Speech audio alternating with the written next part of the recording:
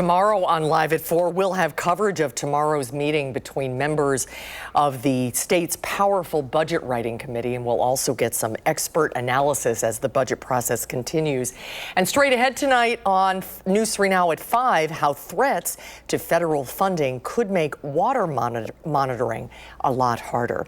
That'll do it for this Wednesday edition of Live at 4. Thanks for watching, everybody. We hope to see you right back here tomorrow. You can always catch us 24/7 streaming on Channel 3000 Plus. News 3 Now at 5 starts right now.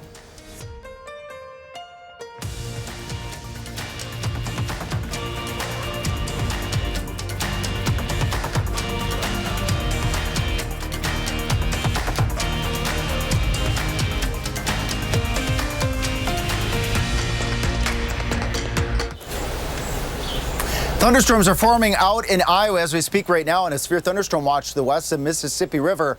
Coming up, we're going to use Future Track to show you where those storms are headed. Also ahead right now at 5, how federal funding cuts could impact the work of those keeping Madison's lakes healthy. And as anti-ice protests continue in Los Angeles, thousands of people in Midwestern cities are taking to the streets.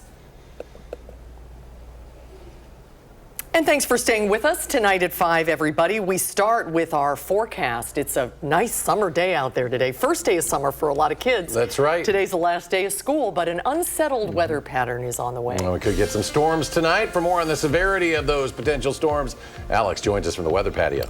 Yes, I am joined out here as well. Again, our resident turkey is underneath here, and they will need to be also mindful of the weather tonight because we do have thunderstorms coming in from Iowa as we speak right now. As we take a look at Storm Tracker, a severe thunderstorm watch till 10 o'clock west of the Mississippi River. Thunderstorms are already forming in northern Iowa, and we'll use Future Track in a few minutes when you come back for Maine weather and join me as we track those storms further to the east into southern Wisconsin. Some of those storms could get on the strong side along with heavy rain. Gusty winds and hail would be the main threat from any storm that becomes severe tonight, but isolated is key. I'm not expecting widespread severe weather. What is widespread? That warmth you were talking about, that's the fuel, the energy for showers and thunderstorms. We've got 85 in Madison, 87 right now to the west, just dipped to 86. Live TV in Cross Plains. A warm evening tonight. Again, join me in just a couple of moments. I'll be back and we'll use Future Track to show you where those storms are headed.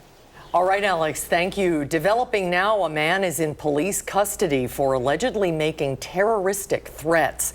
Madison police say they were alerted to someone making threats to Black, Jewish, and gay people on social media. After a search of 22-year-old Dewan Angelo's apartment, officers found 23 guns.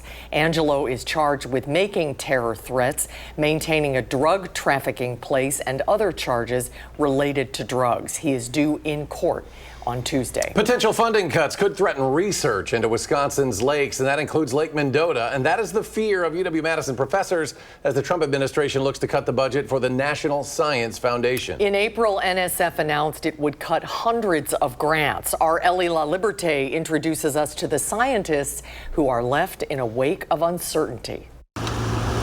I think we all have a connection with water. UW-Madison professors Emily Stanley and Hillary Dugan, Unbelievably fantastic. think they have the best job in the world. I can do science and be on the water at the same time. But they worry proposed cuts could change the job they both love. I think uncertainty is sort of the best word for it. They work here, the Lab for Limnology, studying fresh water with tools like this buoy. So this is a really important piece of research equipment for us for our monitoring of Lake Mendota. The research helps maintain the safety, quality, economic, and recreational use of water sources. We know about how lakes heat and cool. We know about what happens when weird invasive species show up. We know why algal blooms happen. They're a part of the Long-Term Ecological Research Project, or LTER. It's a culmination of 27 sites across the country, like Lake Mendota, that track how systems change over decades. It's hard to detect things that happen slowly, and that's what LTER was built for. It's also created by the National Science Foundation. The National Science Foundation, which supports us, has been targeted for over 60% cut.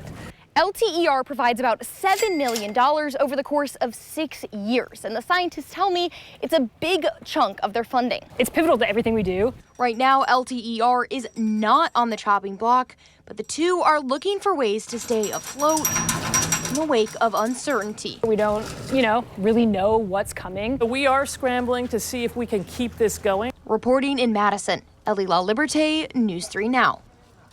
Thank you, Ellie. If funding is cut, some research will have to stop immediately. However, Dugan and Stanley say they'll try to keep other components running for as long as possible. President Trump says he's planning to phase out the Federal Emergency Management Agency after this year's hurricane season. President Trump says he wants to bring FEMA down to the state level, with the federal government distributing less federal aid for disaster recovery. Now, FEMA has provided roughly $500 million in assistance just to Wisconsin in the past 20 years. $400 million of that was from the FEMA Disaster Relief Fund, with remaining funds from COVID pandemic funds, severe storms, and the 2018 flash floods. Elon Musk is being sued by the Wisconsin Democracy Campaign and 2 state voters who claim that he broke election bribery laws during this year's state Supreme Court race. The lawsuit filed by Law Forward says Musk offered voters $100 to sign a petition opposing so-called activist judges with more money for referrals. The petition echoed talking points of conservative candidate Brad Schimmel, who Musk endorsed and campaigned with on his platform X. The lawsuit seeks to stop Musk and his affiliated groups from making similar offers in future elections. We've reached out to Musk for comment but have not heard back. Protesters gathered in downtown Los Angeles for a 6th consecutive day to oppose the Trump administration's immigration raids. A 1 square mile area remains under a dusk to dawn curfew following mostly peaceful demonstrations. The Justice Department announced the first federal charges against protesters today, with 2 men in custody for allegedly throwing Molotov cocktails at law enforcement. We're coming after all these people. Our community must be kept safe for peaceful protests and against thugs and criminals looking to start trouble. Now, President Trump deployed 4,000 National Guard troops to Los Angeles, with 700 Marines receiving special training before street deployment. Los Angeles Mayor Karen Bass calls this an experiment to see how far the federal government can reach into local jurisdictions. A woman is in critical condition this afternoon after a UTV rollover crash in Sauk County. Deputies say it happened around 9 yesterday morning on Coon Bluff Road, just north of County Road P. The woman was ejected from the vehicle and suffered a serious head injury. She was airlifted to a Madison hospital with life-threatening injuries. Investigators believe she was trying to pass another vehicle when she went into the ditch, and the UTV rolled several times. An update now to the only Mississippi River crossing between Prairie du Chien and La Crosse. Iowa's Department of Transportation says the Lansing Bridge is now open to traffic, but future closures are expected. Sensors detected bridge movement near the end of last month, prompting this closure. A new bridge is being built next to the current one at a price tag of $140 million, with an opening planned for 2027.